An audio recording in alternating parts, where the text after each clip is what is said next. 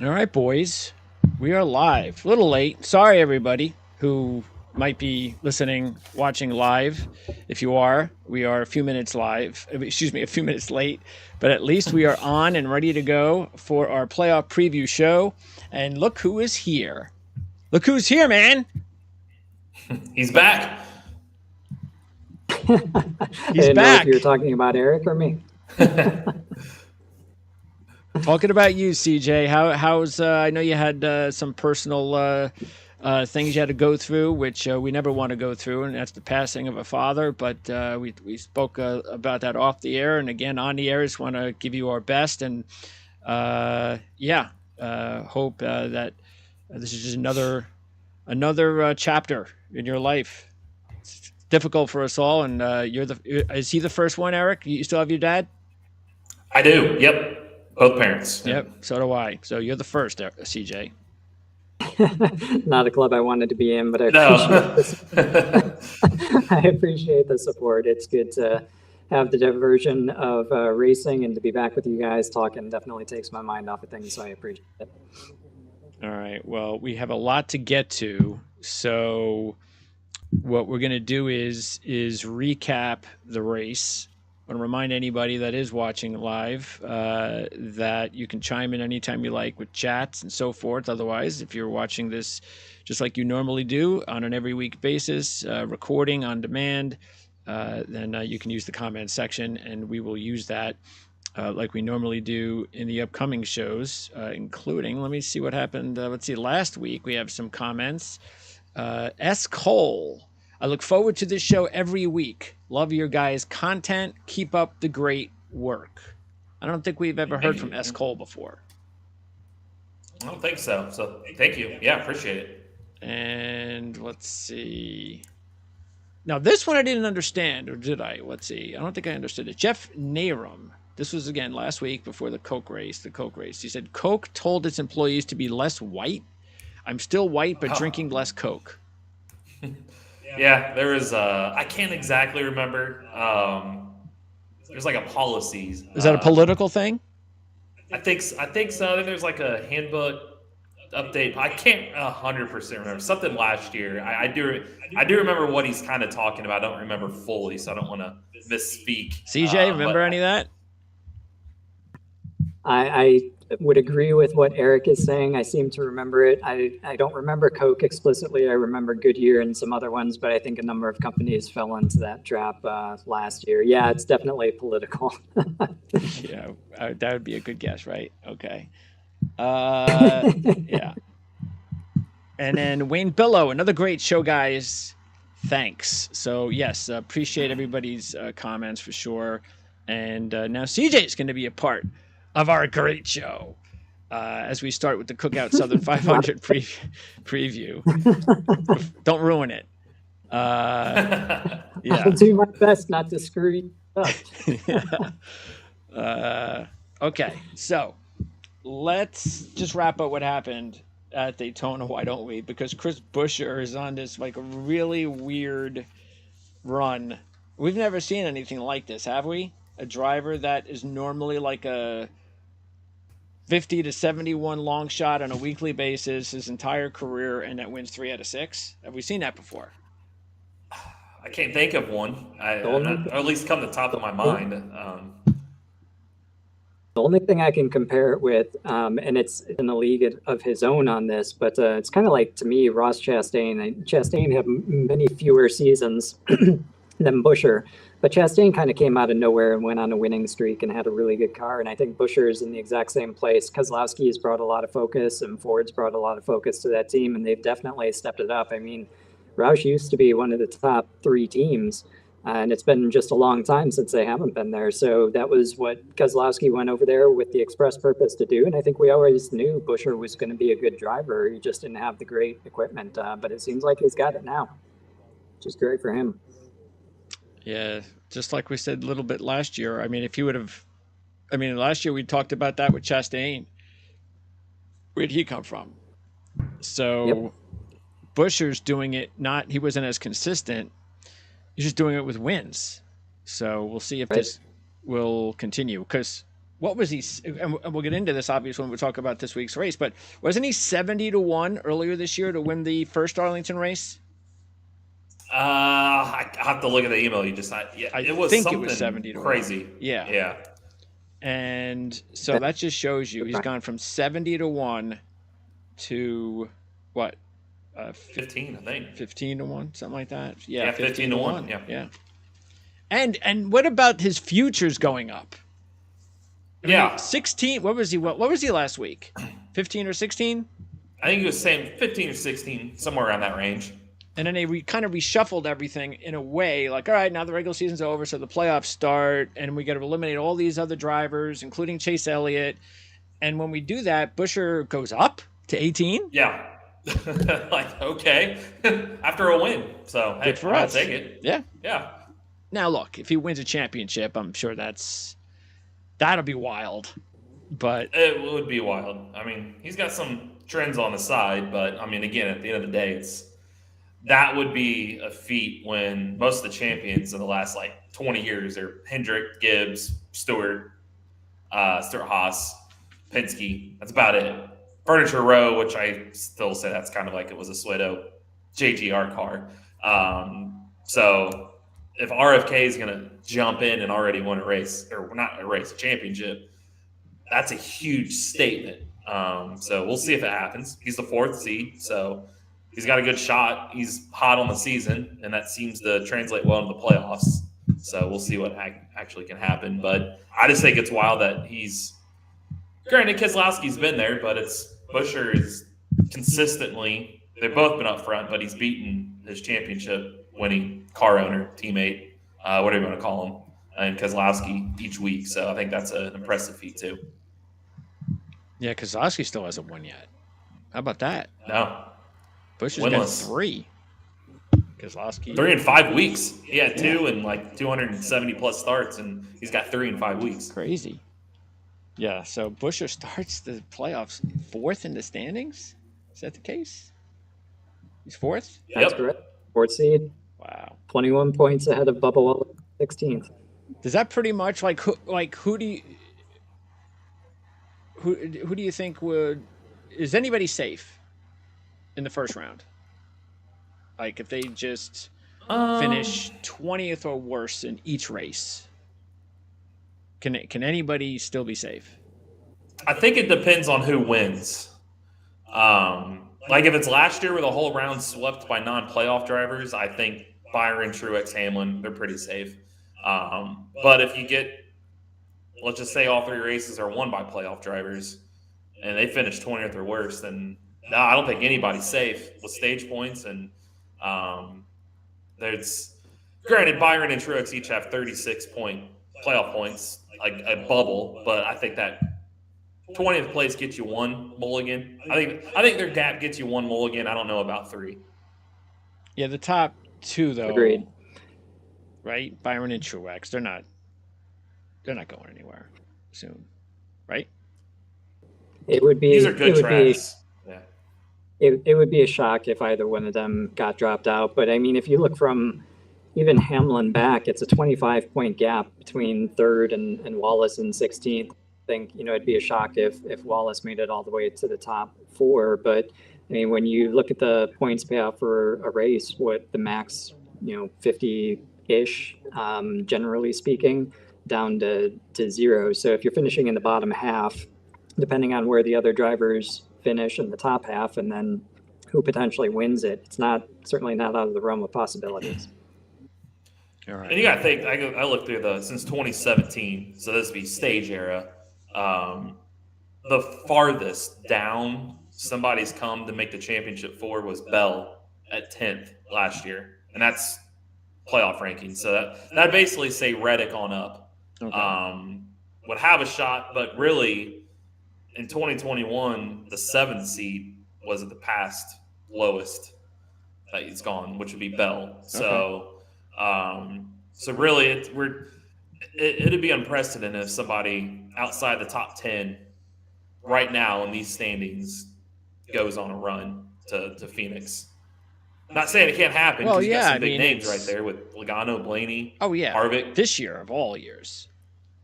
with all sorts of Harvick. weird stuff happening, right? I mean, especially like you were saying, you were just about to say it, right? Look at those drivers: Logano, Blaney, Harvick. Yeah, I anything can happen, but we'll make our predictions and go over that in just a little bit. So, all right, so there you go. So Buescher wins, and the big wreck was Priest. What a, and I was saying this during the live show. What does that say? How awesome is that for the safety of the car, CJ? That Ryan Priest is basically okay. Huge. I mean, watching that crash, that's not something that we've seen for a very long time. NASCAR's done a lot of work to try to keep the cars on the ground. They've got the flaps on the hood, on the roofs, on the deck lid, etc. All these pieces to keep them on the ground. And I heard Larry McReynolds talking about having grass on the infield, but if I remember correctly, watching that replay, I don't think the grass set him off. I think he was in the air prior to hitting the grass. The grass might have caused some additional rolls and barrel rolls in the air, but man, that was scary. The way that it landed on its roof multiple times. But you got to think back to the crash at Daytona that Ryan Newman had. Probably the Newman bar and some of the additions that have come over the past couple of years to make that kind of greenhouse area or that cockpit environment exceptionally safe very much did a lot of its job to keep Priest well and good. And it looked like from the camera angle that he landed upside down. Luckily, he was on his wheels. But shortly thereafter, when they zoomed in, he was out of the car standing up, and he looked a little shaky, clearly. But to be able to get out of that in a past generation of car, I'm not sure the person would have been standing up at that point. So definitely a lot of great stuff for this car. And then certainly, the rear impacts that took some drivers out last season with concussions, they solved that over this offseason as well. So I think these new generation cars are a huge step forward in terms of safety, and it's great to see for Priest's accident for sure. All right. So all in all, what did you think about the race? Eric, I know you watched it on tape delay, right? Yep. Yeah. I mean, it was pretty unexpected pretty boring late night at for a Gateway. while. Yeah. Yeah, it was easy to follow for while I was in Gateway for the IndyCar race, and unexpected late night there. Of course, that's because we scheduled a live reaction video. It is, and it rained in St. Louis when it wasn't supposed to rain. Yeah. And Daytona, of all places, that usually rains, didn't rain. Yes. So yeah, we kind of jinxed ourselves by doing that. Yeah. But when I did catch up to it, yeah, it was pretty easy to thumb right through to get to the end. I mean, it's 3 cautions again. That's it. I mean, it's been remarkably clean. I mean, granted, clean. There's a lot of carnage we just talked about, but for majority of these last 3 races, yeah, it's crazy. A lot of green flag laps. So I like it.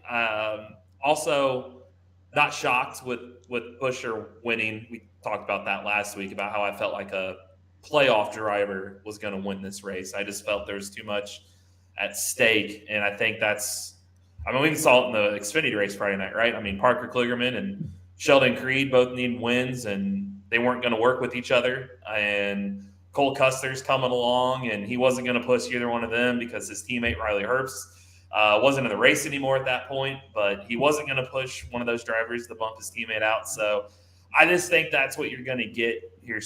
I think that trend's coming now with super speedway races, that with guys needing wins, and like I said too, nobody in their right mind is going to push Chase Elliott to a win into the playoffs. And I thought that wasn't going to happen at the end. Why would you want him in the playoffs?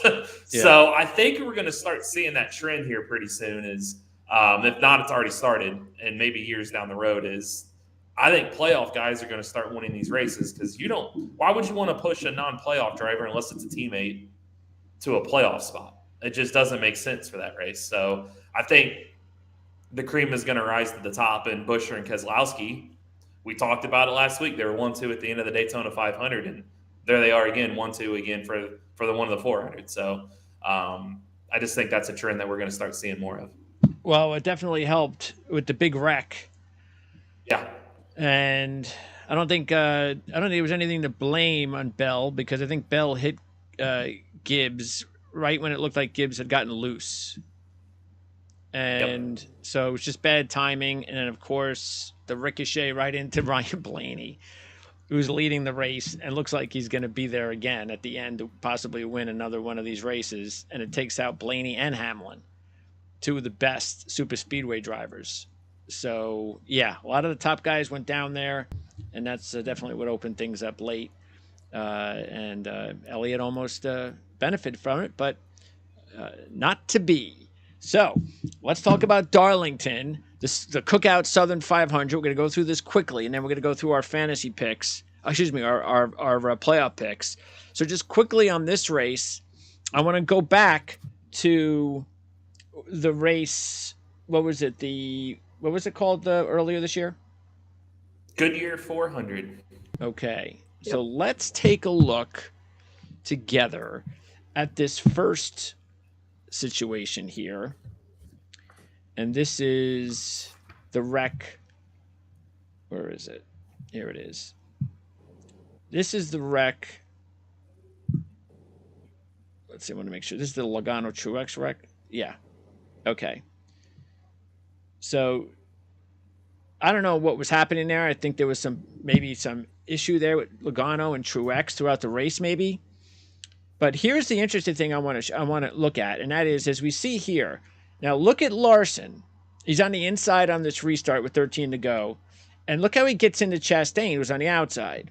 Okay, so the wreck is happening, but you could already tell Larson trying to squeeze Chastain, and this is important. Because, and by the way, Truex, of course, was fourth at this time, and he had wrecked at the end of the second stage, which was a stupid thing to do. We talked about that after that race. So that happens, and that was interesting to me because of the fact that what we get after that is when we come back to the restart with, I forget how many there were to go in the final restart. So let's get to this one. 5 or 6 to go. Yeah, 5 or 6 to go.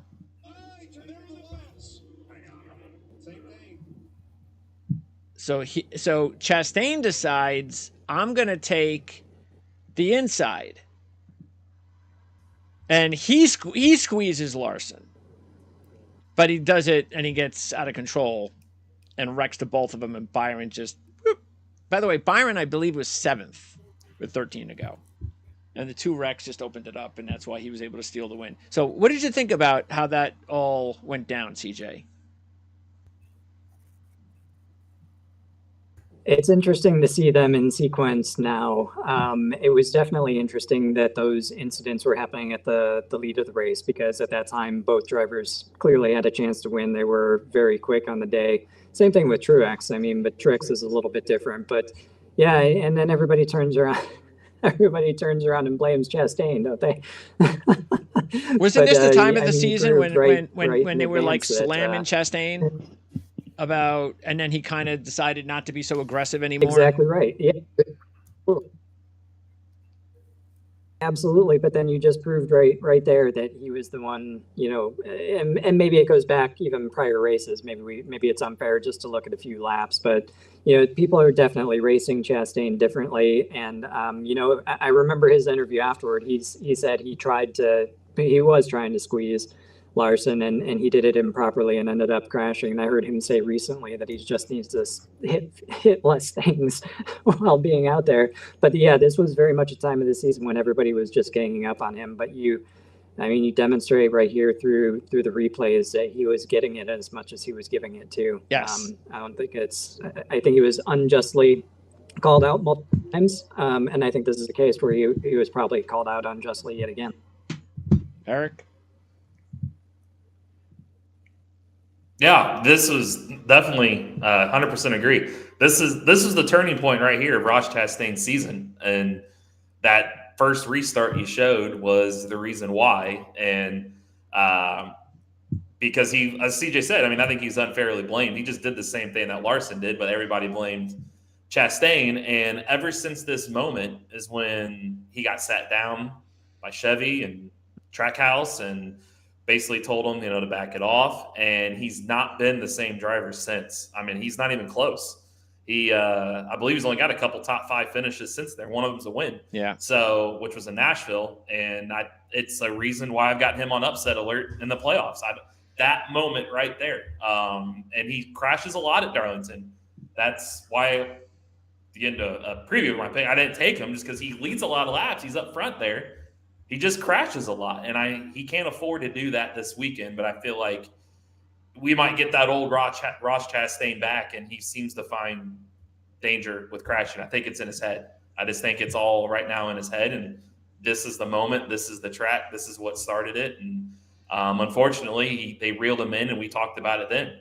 With why would you harness a guy that he's made his name and his reputation and a career over aggressive driving style, and this moment right there, I think, kind of neutered him, to be honest with you. And now he's in the position he's in because of that.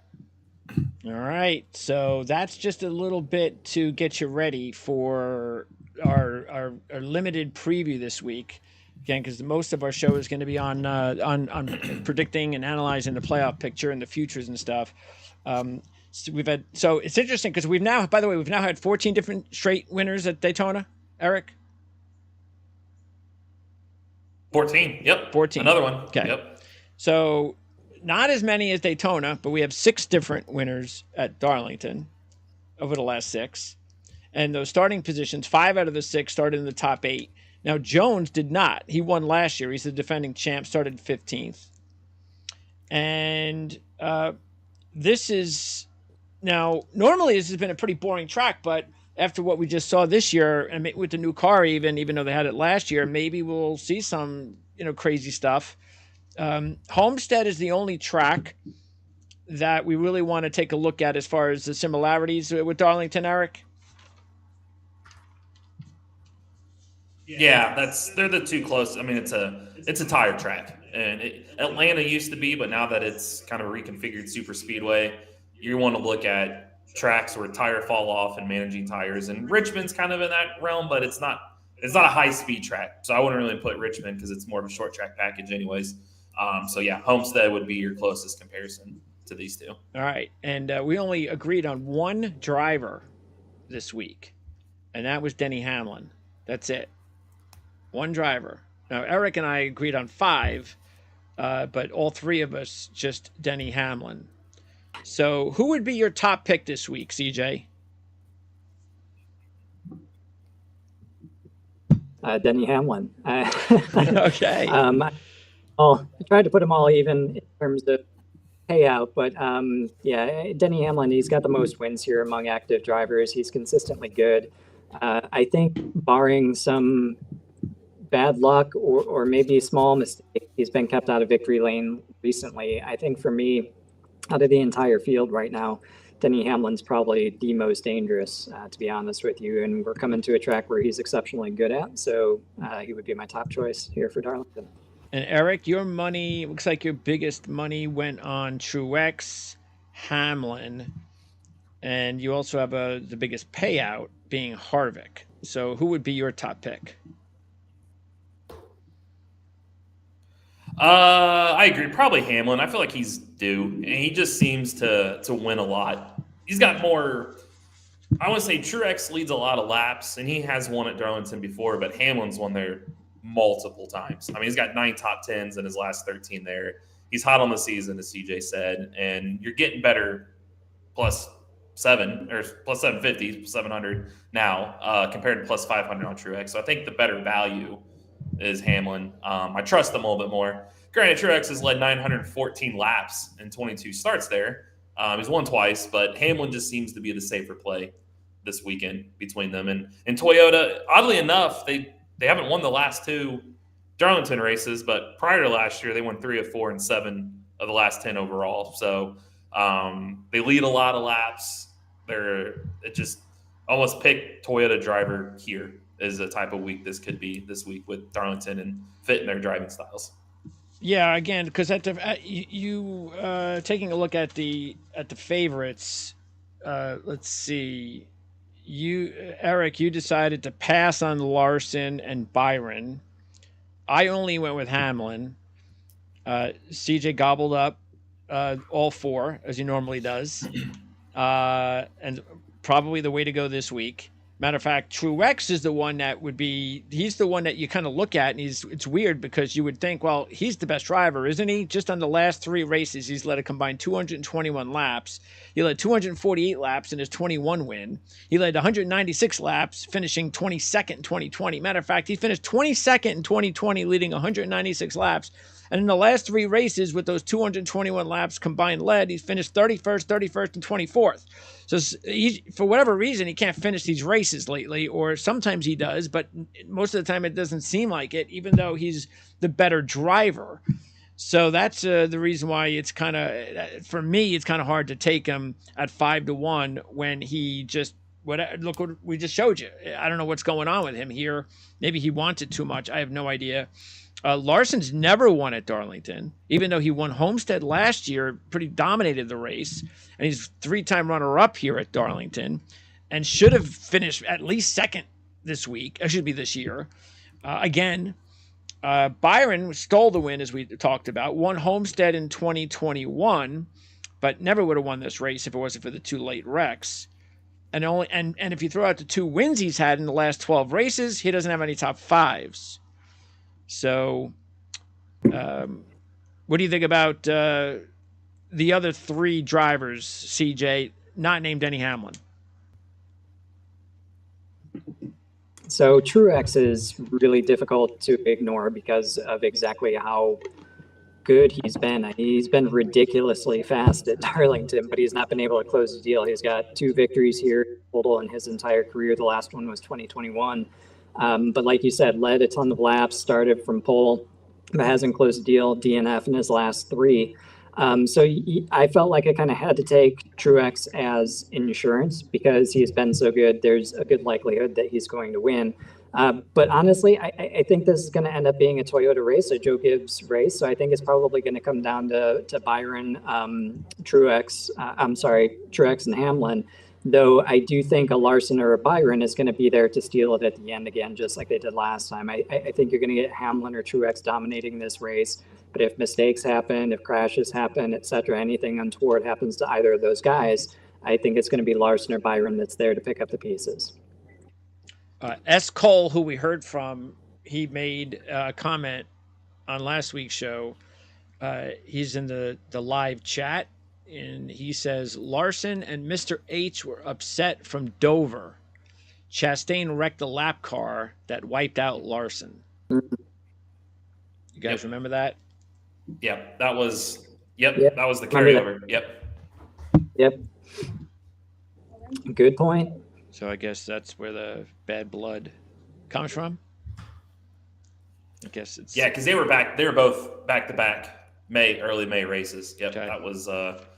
That was when it was like, all right, you wrecked my driver twice now. Time to reel it in. Plus, I mean, he was in that Talladega scrum in April too. So I wonder if Chastain at the time with, I wrecked that lapped car that bounced into Larson though, or if he was just thinking he squeezed me last time. I'm gonna get him back. Okay. So Larson was definitely going. Yeah, Chastain probably not so much. Short-term memory.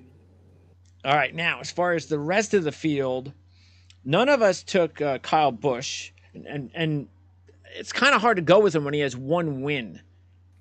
That's it in his career at Darlington. Yep. He's decent stats, but just 1 win, and he's 10-1.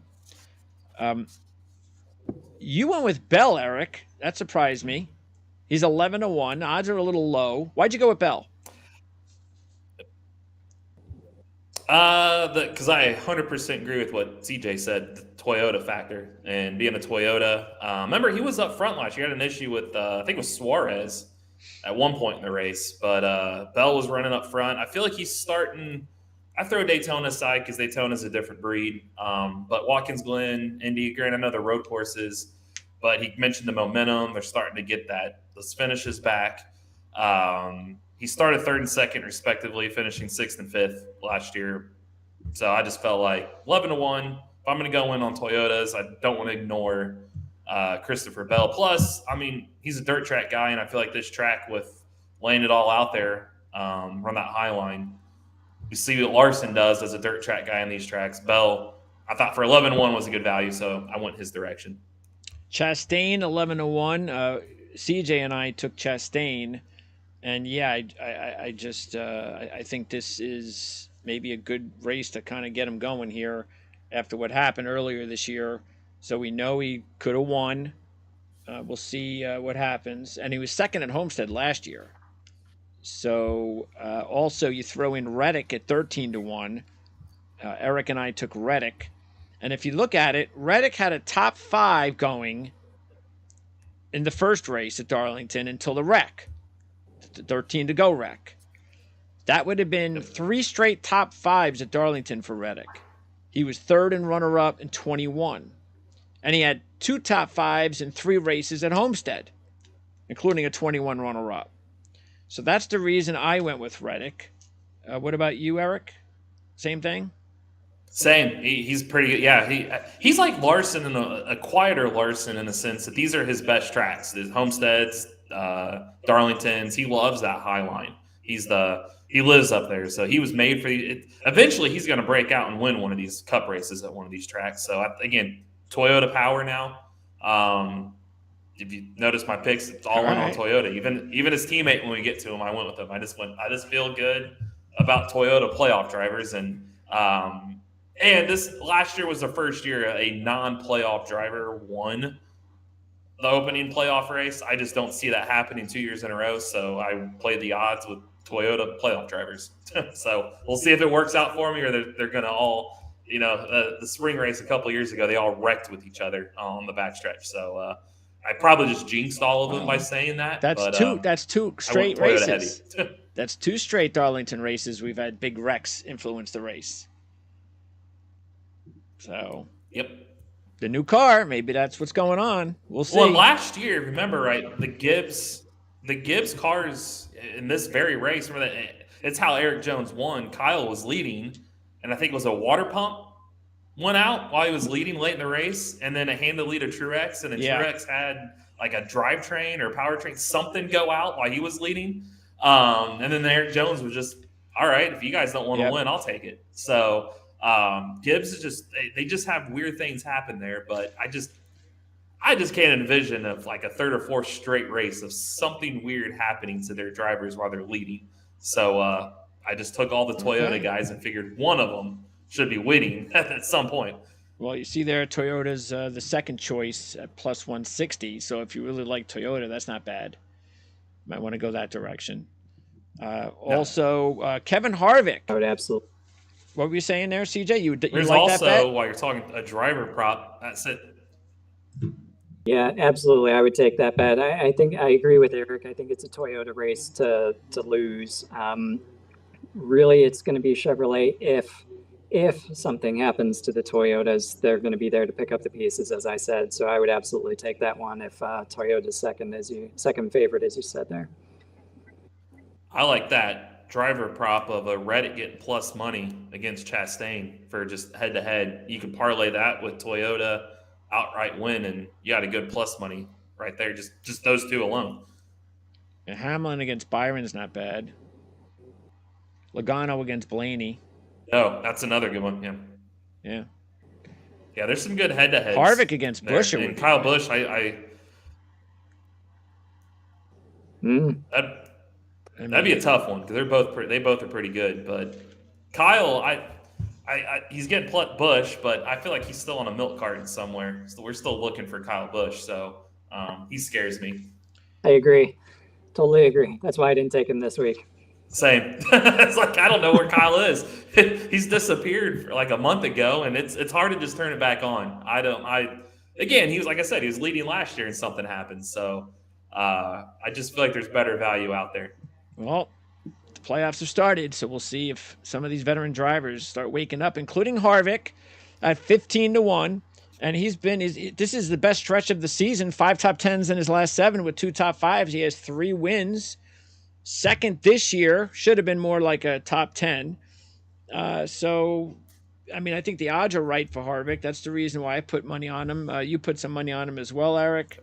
Yeah, I mean, when we talk about Buescher, I mean, he was 10th this year, which was really, as good as he. I mean, he's only led one lap in his career at Darlington. I don't know. I don't look at this as the same as like I can kind of explain his other wins, but I don't know if I could. I mean, this would really be something if you'd all of a sudden start winning at places like Darlington. So, Well, he's good. Go ahead, Steve. Yeah. I disagree. I view him very much as an Eric Jones type of guy at Darlington. I just don't think that he's had the car that's been able to put him up front at this track on a regular basis yet. Jones has had more opportunities, I think, and he's won 2 races.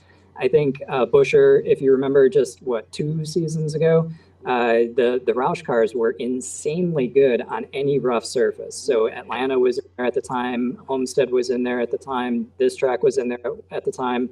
I do think that Roush, for whatever reason, get their cars to work really, really well and their tires to work really, really well on these types of surfaces. And with the confidence in the car that he's got now, Buescher could come out and probably win at a place like Darlington. Yeah, I agree. I was going to say that same thing. It seemed like coming into this season, Buescher's bread and butter tracks were these age surfaces. You look at his best finishes were the Atlantas, and you look last year, he won Bristol. It's a concrete track. That's abuses tires. He just won Richmond. That's a track notorious for abusing tires. 15-1 was a little tough. I felt putting him in that category. Like if he was 20-1, I would have been all over it. But I do feel like he could have a say in this. I wouldn't be shocked. I mean, he's like CJ said, these cars have been good on these types of surfaces, and Buescher's benefited the greatest out of it. And I just pointed to that Richmond win a few weeks ago that he just won on an age surface. So I wouldn't be shocked. I think it would be one of those that people would say, like, where'd he come from for this race? But I mean, the philosophy has always been it's hard to bet a driver to win 2 straight weeks, but he just did it too. It just seems like he's defying all logic right now. So I wouldn't be shocked. I think he's one of the sleepers in the playoffs too, just because of he's good on some of these tracks. I feel like he could capitalize, and this is one of them. Didn't he? The only reason I didn't have him in this week's picks was because I didn't think he could go back to back. Yeah, right. Sure. So sorry, Greg. Go ahead. No, that's what we thought at Michigan because he didn't have a good history. At least it looked like because we picked him at Richmond, didn't we? Yeah, I think we did. I think we cashed in on him there. I don't know about Michigan. I don't know if it's because the age surface thing. Okay, yeah, I don't know about Michigan though. I don't know. Maybe I don't know if Michigan was a big. Yeah. Go ahead, Eric. I mean, CJ. Definitely a bigger surprise at Michigan. For Michigan was the surprise one for me for Buescher. Like I can see the Richmond again because of the rough surface and the tires and so on, but the Michigan one was a surprise for sure. Darlington I could see falling back into his wheelhouse again. But again, the only reason I didn't choose him this week, I actually had him in my pre-choices, but then when I had to skinny it down to get under the amount that we had, he was the one that I dropped out. And again, it's probably the 15-1 versus 20-1, as Eric said.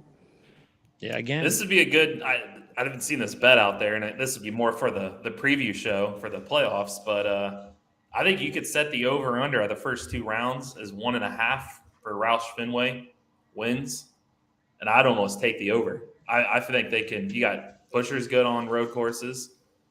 They're both good on super speedways. I think one of them wins this round between Darlington and Bristol. They could win half the playoff races going into the round of 8, which is wildly enough. We would never. You would have thought we were drunk or on drugs saying that last year. Like, oh, these guys are going to win half the playoff races. But you look at what's shaping up for them. Darlington's this is a really good track for them to jump out the gate pretty good, and Bristol is the cut race, and we saw what they did there last year. I wouldn't sleep on them. I think they have something on Sunday night too. Well, CJ and I put money on Keselowski. He's at 16-1. He's been 6th or better in 5 of his last 8 races this year, including the runner-up last week. He was 4th this year at Darlington, 7th in this race last year. He won it in 2018. Doesn't have great stats overall at Darlington, but he does have a win, and he's hot, so maybe it's his turn instead of Buescher. And then rounding it out, Eric and I both put money on Logano and Wallace.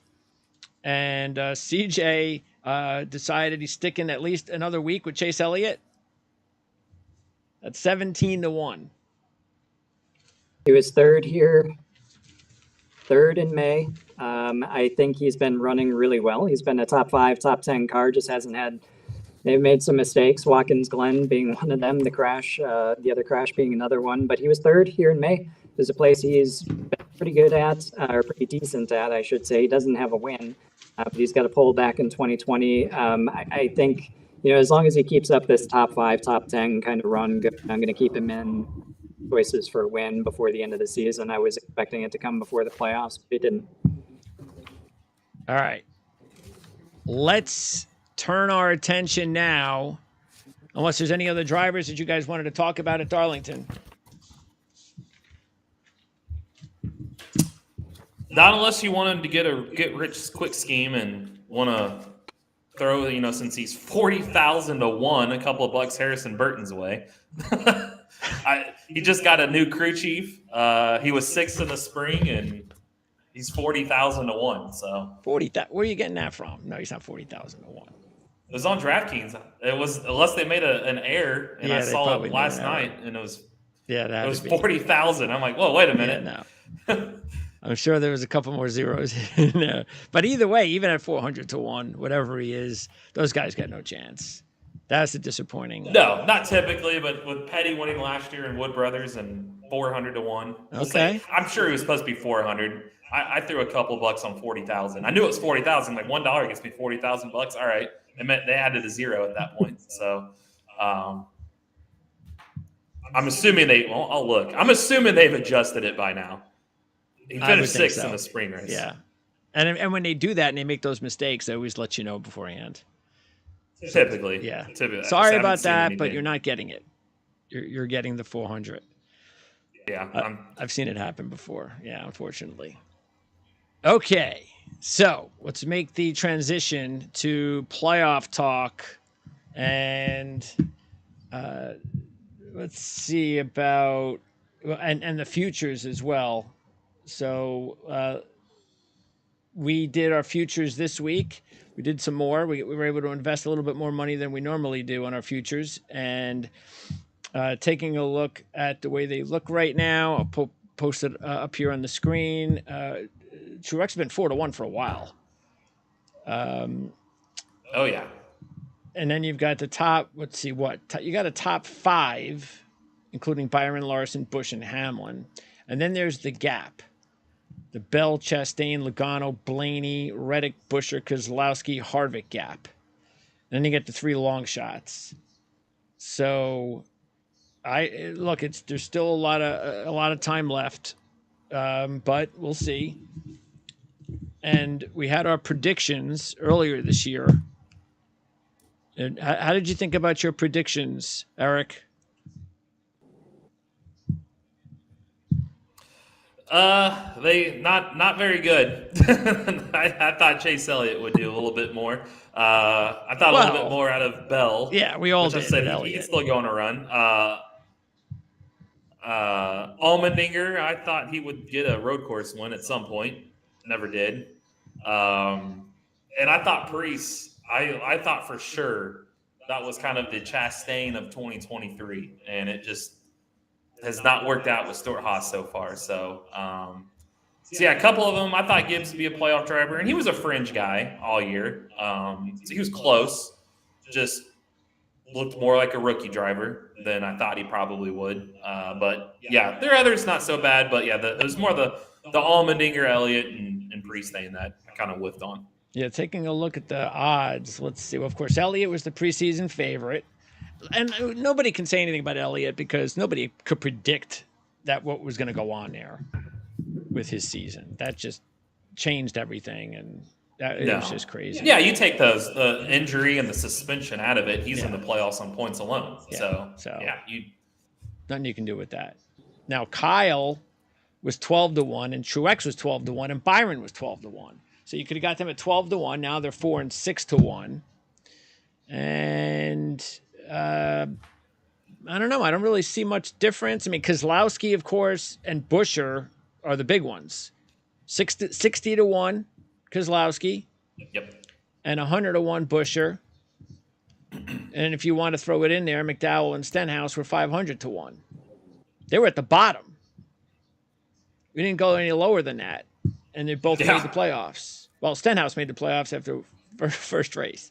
So I missed out on Briscoe. Isn't that funny? The two bottom guys are in the playoffs. Yeah. Again, it's wild. So that's the top guy's not. Yeah, the top guy's not. The two bottom are in. That's it. Elliott's out. Yep. So Briscoe, we know again, same thing. He had issues. Bowman had issues. I was disappointed in Eric Jones. I thought after the way he ended the season last season that he was going to have a much better year. That just never happened. CJ, what about your team? Your predictions? Yeah, similar to Eric. I really would have thought Allman could have gotten something done. If not, just the road courses alone. Certainly, he's good enough to win on an oval as well, but that team just hasn't been able to gel this year. I mean, Haley came closest, arguably, in Chicago. But from Gibbs, he was on the fringes. Couldn't have predicted what happened with Bowman and Elliott, though. So, barring those two, I would say my misses were certainly on an Allmendinger and a Gibbs. Gibbs just looked more like a rookie, exactly as Eric said. But he's been on the fringes, so I can't say that it was a terrible choice. He probably could have been there had things played out a little bit differently on Saturday night at Daytona. All right. So my championship 4 is still in place, so I'm not going to touch it.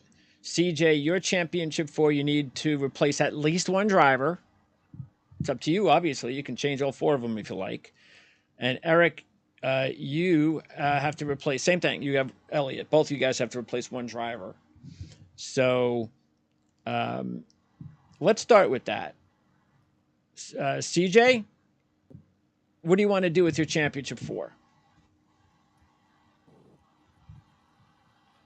So I'm actually going to make 2 changes. Obviously, Elliott's got to come out. But based on the consistency or lack thereof that I've seen, the up and downs, I'm going to take Larson out as well. Oh. So I'm going to stick with Bell and Hamlin. I'm going to replace Larson with Byron. And I'll replace Elliott with Truex. All right.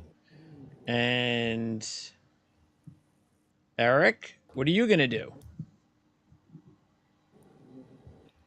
Pretty similar. I'm going to keep Larson, but I agree with CJ. I feel like Larson's either eliminating the round of 12 or he's going to championship 4 because that third round has got Homestead and Martinsville, and he won Martinsville this year too. So he's won the last trip 2 of those 3. I don't feel good about keeping him, but I will just because I think he can. It's hard to envision him getting eliminated in the round of 12 for a second straight year, but I don't feel good about him getting by, but I'll keep him. Elliott, I'll replace with Truex, and Bell, I'm going to bump out for Hamlin. I think you'll have for who? Byron, or I'm sorry, I already have Hamlin. Byron. So Bell for Byron, Elliott for Truex. And then so you're keeping CJ Larson. And I kind of have similar, 75% of the same. Yeah, I'll keep Larson. You are going to keep, but Larson. I think it'll be I think it's going to be a Gibbs versus Hendrick championship 4 again. All right. Well, let's talk about then because we have your sleepers on here. So, CJ, you're going to keep Reddick as your sleeper? Yeah, I will. Why are you laughing? I was laughing about Priest. Oh. We all wondered about that. You said sleeper, early I in was the thinking season, long but... shot and Priest. Wow. Yeah, Reddick's a good sleeper. Okay. Eric? Your sleeper was Priest. I forget who was my sleeper. It was Priest. Yeah. Or no. Yeah, was it Priest or is it? Oh, that was CJ's. Yeah, sleeper is Priest, long shot vomiting. I actually I like the Reddick. I actually have two because they're longer shots. I think Busher and Wallace make the round of 8. I think they both get by. Wallace making the round of 8. I like I it. think he wins Talladega. Oh, you're making a prediction of a race already. I like it. Yep. Yeah, I'll go Wallace, Talladega, Busher, Roval. Busher's good at road courses too. I think he gets through. I have the one to watch. I've been saying it all year.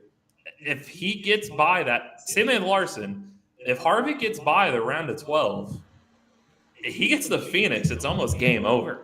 We know what he can do at Phoenix. I'd say that would I'm just not confident enough to pick him to go that far, but I'd keep banging that money his way on these futures, is because if he gets through to Phoenix, that's a storybook ending, and it'll end well for him, I think. But I don't know. It's just hard to envision a guy going that far. He hasn't won all season, but he's not been good at plate tracks. He's not good on road courses, so round of 12 could be difficult. But you're getting, what is it right now? 22 to 1 odds on him right now. So,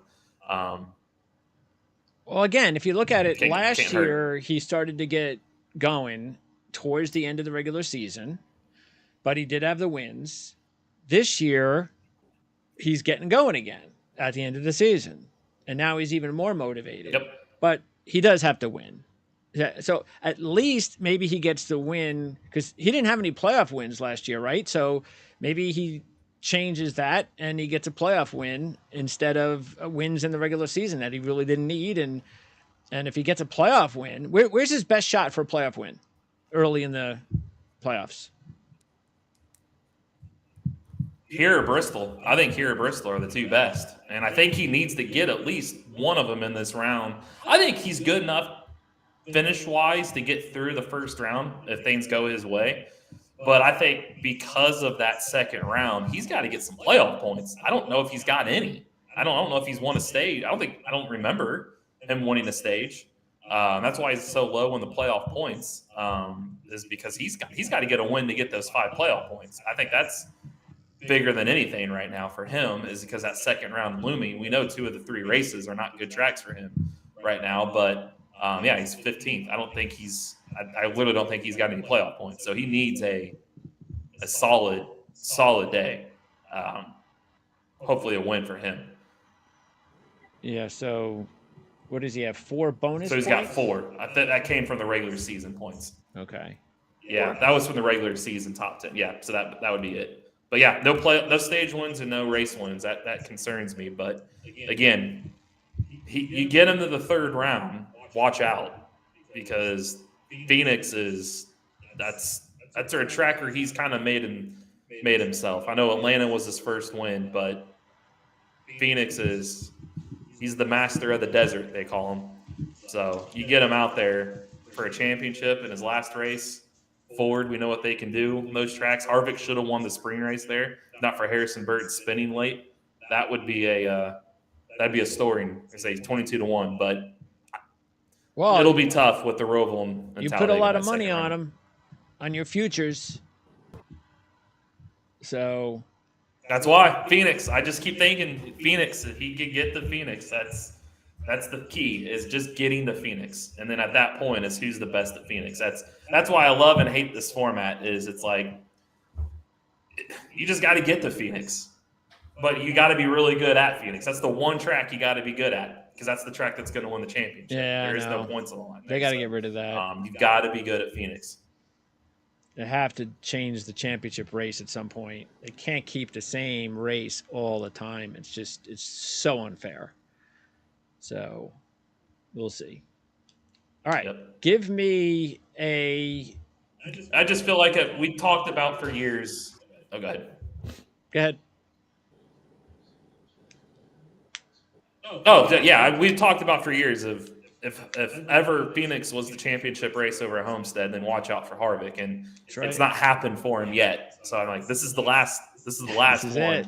And I think, oddly enough, I don't know if it's good or bad, But if Harvick wins a championship and walks off, I don't know if it's great to not have your defending champion in the garage next year, but he's also in the booth at Fox. So that brings a lot of insight from a driver, a champion.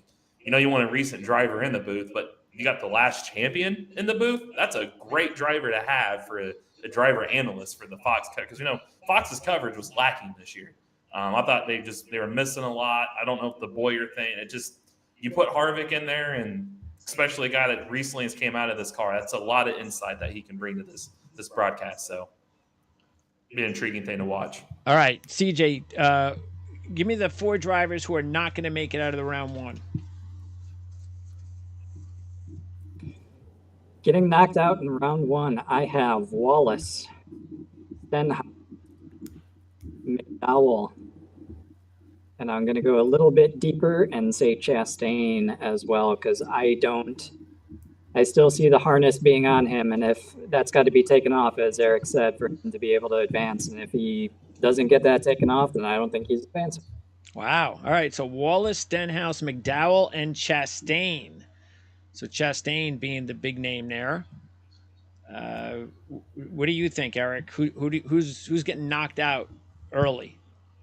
So pretty much the exact same. I got Stenhouse, McDowell, Chastain, and the reason I have Bubba going on, I thought Bubba was in danger, but I got him escaping this round. The round of 12, I think, is better for him.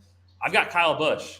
Oh. I feel like he was eliminated last year in the first round, and I just feel like we're searching. It's a bad time of year to have your face on the milk carton of looking for you, and I think Kyle is there. I feel like they're going backwards. They seem lost. So I've got him as my. There's usually one surprise out in the round of 16. I feel like Kyle and Chastain will be your 2 this year. Okay. All right. Give me a driver or 2 that you think will win in the playoffs. That is a non-playoff driver. First, CJ. Elliott. That's easy. If you want a second one, I'll say Bowman. I think on the Roval you could have an AJ Allmendinger. I think at Talladega or the Roval you could have an Austin Cindric or an Eric Almirola. The other one that I wouldn't throw out is Ty Gibbs as well. So I think anywhere from 18 down to 23rd in the points right now, I think any of those guys could win. I didn't even mention Suarez, but I think he's probably less likely than those other 4 or 5 that I threw out. All right, so then how many do you actually think will win, and who will that be? I think Bowman and Elliott will likely get wins. Certainly Elliott. It would be a shock for Elliott to go through a full season without a win. It would also be a shock for Bowman to go through a full season without a win. So I think those 2 will get it done. I think next likely is probably AJ Allmendinger. Yeah, because Bowman, at least this is the best he's looked over the last 3 races since the beginning of the season, and definitely before he missed time. Okay, Eric, same question.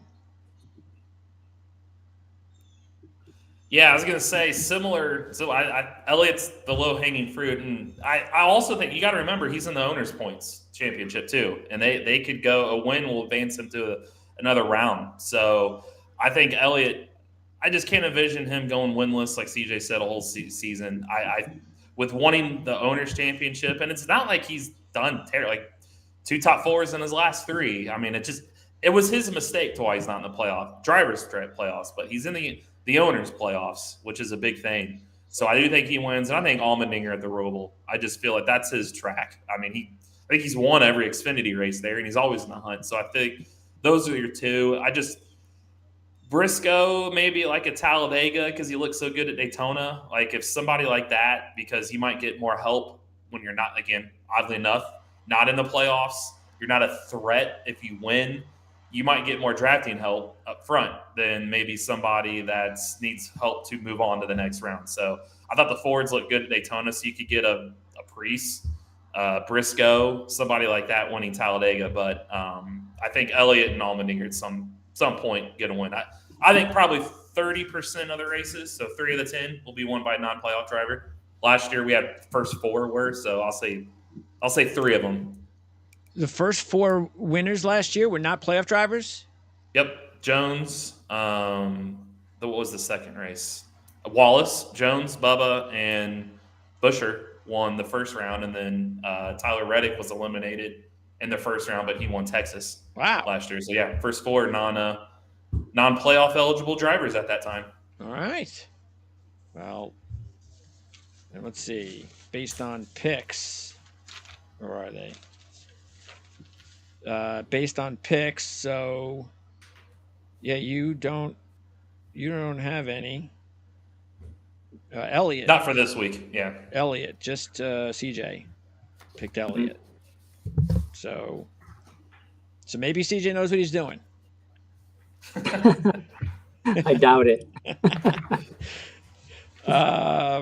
Yeah, because I'm actually thinking of substituting a driver for Cindric in my fantasy team, but it's still slim pickings. That's the problem. You know, it's really nobody out there. I mean, I'm thinking, I don't know, maybe Briscoe. I mean, but is there any driver, if anybody's thinking of taking non-playoff drivers, are there any drivers like Briscoe? I'm not saying he's one of them, but are there any drivers that are going to be completely distracted, you think, based on silly season? Not really, because I feel like the Almirola thing, there's too many signs that I feel like he's retiring. So I don't know if that'll be a distraction there. I don't see a lot more movement to come on the drivers that would be distracted, because I see some Xfinity guys moving up, which Hocevar, I know he's a guy from a truck that's moving up, which I think it was 3 shows ago. Remember I mentioned that? The Legacy Hocevar coming of being a replacement, and that was just announced yesterday. So if you guys tune in and listen, we'll give you silly season nuggets coming. Said that a couple weeks ago, and there he comes. So I just don't feel like there's any of these guys that they're going to have much movement. Cindric and Burton swap crew chiefs, so you have that kind of thing going on, but I don't see really any driver movement as far as the guys that are not in the playoffs. So Bowman's not going anywhere. Elliott's not going anywhere. Allmendinger is going to be back. Cindric's back. Almirola, if anything, he's retiring. Haley's moving to a new team, but it's not like he's a race-winning contender anyways. LaJoie's back for multiple years. The only thing I guess you get to is Priest. And the reason I mention that is I've heard Stuart Haas, again, talked about this a few weeks ago. They might be moving eventually to Chevy again, and they might be selling a couple charters, which that could affect Priest's future with them. But you could always move Priest over to the 10 too. You could always hey, look, we're going to sell a charter, but you're staying. You're just going to move over here. So I just don't see it. Also, Dillon's not going anywhere. Jones is staying. Gilliland's is staying. They just signed that. Burton got the confidence now that they said he's staying for next year. Briscoe signed long term. So yeah, all those guys are pretty much locked in. So I don't see anything kind of changing future wise that they have to worry about. That's probably what I'll do then. I'll probably switch Briscoe for Cindric on my fantasy team. So if I do that, are you making any changes? Because CJ's not. So are you making any changes, Eric? I'll pick up Cindric for Suarez, because Cindric, so he's got his old crew chief back. Brian Wilson was with him in ARCA and Xfinity, and he won 13 races with him. They won a championship. Now he's got him back. And I feel like these next 10 races are going to be – he knows what Cindric needs. So Penske car, Suarez has just kind of been there all year. I think it's kind of more of a – where Cindric is a sophomore in the series, I don't think a lot of people expected him to necessarily bang in the door of the playoffs this year anyways. Where Suarez, I think a lot of people did. So I could see Suarez kind of closing shop, head down these last 10 weeks, where Cindric, fresh crew chief, might get some things moving here. Do you have the fantasy up yet? I think so. Go to the Prime Sports. Go to the top, and then Prime Sports NASCAR. It should be right. Click that. It should be. Yep, it should be right there. Yep, first one. Okay. So Eric's got a 155 lead. CJ, it seemed like just yesterday you took the lead. Now you're back to 190 out. It's very, yeah. Look, I have 10 wins. CJ has 11 wins. And we're chasing Eric and his 4 wins. I got 4.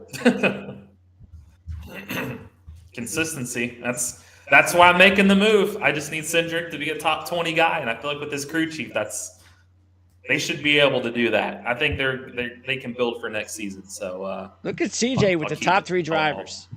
See what he can do. It's that bench. 2 of them. 1-2. They. I was on. I meant to say it in our pick. Speaking of that, Byron there. 3 times since 2016, the number 1 seed won the championship, and it happened in odd number years. Just like Logano last year when I did the 22 and 22, and how he wins. He goes to the final round every other year, every even number of years. Seems like Logano's there. Well, 17, 19, 21, the number 1 seed won the championship those years. And the number 1 seed this year is William Byron. All right. So I think that's a good omen for him. The second place driver, final round 4 of the last 6 years, it's Truex. So I know we have a William Byron the fan. third place, the 3rd seed. So I'm getting at where CJ, he's got 2 championship 4 guys right there. Yes. And aren't we increasing the points every round too? So yeah, it's not over. It's far from over. It is very tight. Yeah. I guess we didn't have it on here. I forget how much it was, but they do go up. So we're going to have definitely things changing a little bit as far as our fantasy is concerned. And then the same thing with our futures. We get to invest more money on that. So that's something that, let's see if I have it in here somewhere. If I have it here, let's see. Oh, you know what? It's probably in the rules. Use the fantasy rules. I think it's in the rule. I think it's. Yeah. Where? I have no idea. But it's got. Oh, here it is. The regular season points. Right there it is. Round of 16. Double, pretty much. So yeah. So each round, they go up, and then they go up, and then they go up, and then they get really intense for the final 4. So, yep. There you go. All right. So, CJ, I'm not sure we're going to hear from you again this year. Maybe we'll get lucky to have you join us for the Final 4 preview. Is that possible? Always a pleasure. Or no comment? Yeah, I think so. I think we could probably figure that out. No, I think we could figure it out. Cool. F1, how's that going? What do you got working on for F1? Max Verstappen, did he win for the 18th straight time? Monza. He did. What is his odds up now? Minus 1,000? I haven't looked at him yet for this week, but it's at Monza. It's going to be a good track for Red Bull, so expect another Max Verstappen weekend. It'll be interesting. We'll see. So we'll have that preview hopefully on Friday. Do a preview for Monza. And then on rotowire.com, we'll have our fantasy previews for the trucks and the Cup Series, as well as the NASCAR barometer posting usually on Mondays. Awesome. And Eric, what about you? Yeah, we got IndyCar this week. Yeah, Polo's doing the IndyCar, what Verstappen's done, and not as many wins, but he got a chance to wrap the championship up this weekend since he didn't last. So it is can you imagine if IndyCar and F1 had playoffs, or if they had this domination and they get to the playoffs and they don't win the title? Can you just that'd be funny. Well, first of all, that would never happen with Max Verstappen in F1. But No. yeah, it could happen in Indy. Yeah. I mean, Dixon's right there. Definitely could. Yeah. Yeah. Dixon's done Scott Dixon things the last 2 races, so be one of the things we talk about. All right, The so show there you this go. week. F1 Indy. That's continuing later this week. Look out for that. And then I will definitely be reposting this show. We'll break it up for anybody that's only interested in the Darlington information or the playoff information. And then we'll be returning next week. What do we got next week? Kansas, right? Kansas. Yep. Yep. And then CJ will hopefully return for the Final Four preview. So that wraps it up for our live show. Guys, I appreciate it, as always. And we will talk to you again next. Well, actually, I'll talk to you guys in a few days. So Yep, a couple days. And in just a few days. So thanks a lot. And we'll end our live show. And then not sure when we'll do this again. Maybe we'll do another live show for the Final Four. But by the way, Eric and I will brainstorm too, because we have to do a reaction show before the end of the season. So we just have to figure out strategically which race. Yeah, what actually would work. We'll have to pick a daytime race, right? It's got to be daytime, probably, not night. And I don't know if they're other than Bristol. I think they're all day anyways. All right, so, yeah. Yep. And then you have to be at home. That combination. Yeah, not at an IndyCar race. Yeah. Yeah. Yep. So.